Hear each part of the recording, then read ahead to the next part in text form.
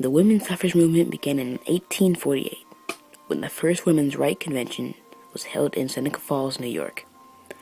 For the next approximate 50 years, women's suffrage supporters worked to persuade and educate the public about the logic and validity of women's suffrage. During the 1820s and 30s, most states had extended the franchise to all white men. At the same time, many American women were beginning to oppose what historians at the time called the cult of true womanhood, which was the idea that the only true woman was a submissive wife and mother only concerned with home and family.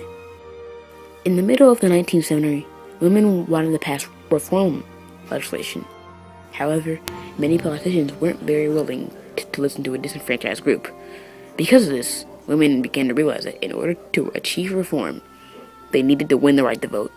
For these reasons, the women's suffrage movement became a mass movement. In 1848, a group of abolitionist activists, mostly women but some men, gathered in Seneca Falls, New York, to discuss the problems of women's rights. They were invited there by the reformers Elizabeth Cady Stanton and Lucretia Mott. Most of them agreed. American women were autonomous individuals who deserved their own political identities.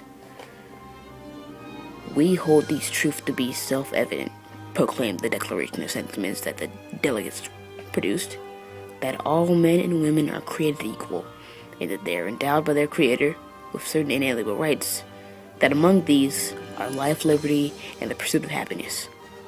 What this meant, among other things, was that they believed women should have the right. During the 1850s, the women's rights movement gained more support, but lost momentum when the Civil Wars began soon after. After the war ended, the 14th and 15th Amendments to the Constitution were ratified. The 14th Amendment, ratified in 1868, extends the Constitution's protection to all citizens and defines citizens as male. The 15th, ratified in 1870, guarantees black men the right to vote. Some women's suffrage advocates, among them Stanton and Susan B. Anthony, believed that this was their chance to push lawmakers for a truly universal suffrage.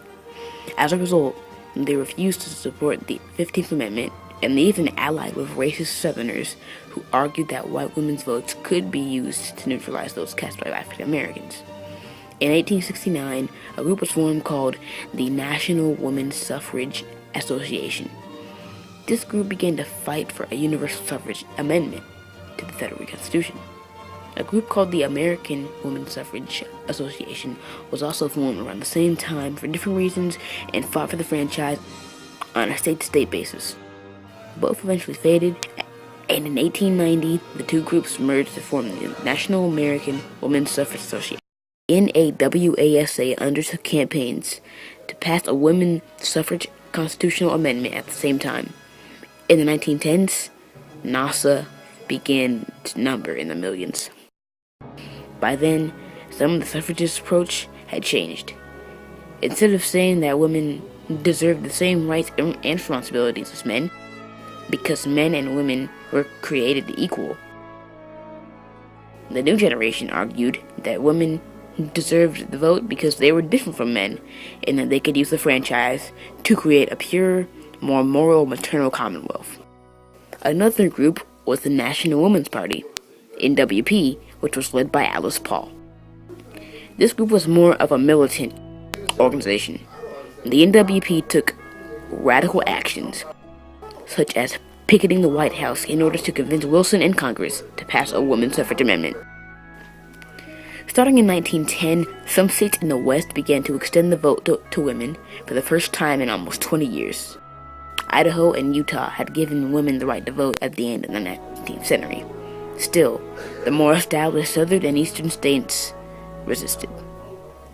World War I did slow the suffrage campaign, but helped them support their argument nonetheless. Women in the workforce, on behalf of the war effort, proved that they were just as patriotic and deserving of citizenship as men.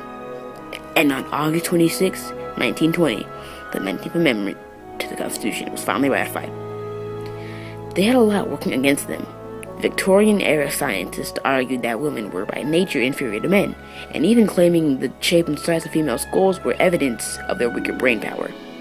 Sadly, early women's rights activists such as Elizabeth Cady Stanton and Susan B. Anthony would die before they could see their end result of their efforts in the passage of the 19th Amendment in 1920.